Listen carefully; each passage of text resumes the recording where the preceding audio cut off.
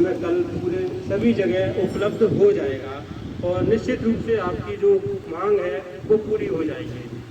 किसान भाइयों, जैसा कि आप जानते हैं कि जो भी खाद है, खेती में 3 आदान ऐसे होते हैं जिनका उत्पादन बढ़ाने में मुख्य योगदान होता है, खाद, बीज और पानी।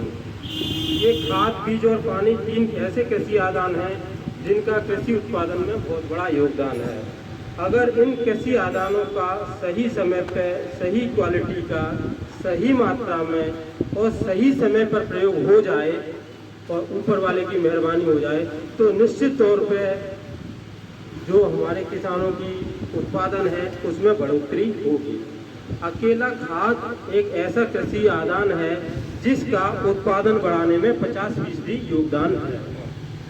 खाद का जो उत्पादन होता है उसमें 50% योगदान है और लागत भी खाद की ही सबसे ज़्यादा किसान पे आती है।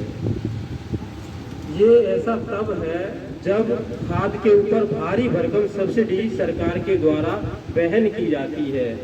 आपको ये जानना जरूरी है कि एक यूरिया का बैग जो आपको 270 रुपये में मिलता है उसकी लागत लगभग 1000 से लेके 1200 रुपये की है और DAP के एक बैग की जो लागत है वो लगभग 2400 से लेके 3000 रुपये की है। तो किसान भाइयों, यूरिया के एक बैग पर लगभग 800 से 900 रुपये सब्सिडी और DAP के एक बैग पे 1200 रुपये की सब्सिडी सरकार के द्वारा कंपनी को प्रदान की जाती है।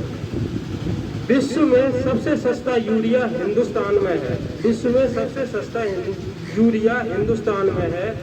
आप खुद कल्पना करो, 45 किलो का यूरिया का बैग जो इतना सस्ता मिल रहा है, आप बाजार में घूम लो, इतने रुपए का कोई 45 किलो आइटम आपको मिल ही नहीं सकता।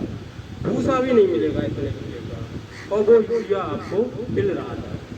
अगर इम्पोर्टेड यूरिया की बात करूं तो इम्पोर्टेड यूरिया का आप तक पहुंचाने का खर्चा ही 150 रुपये आता है।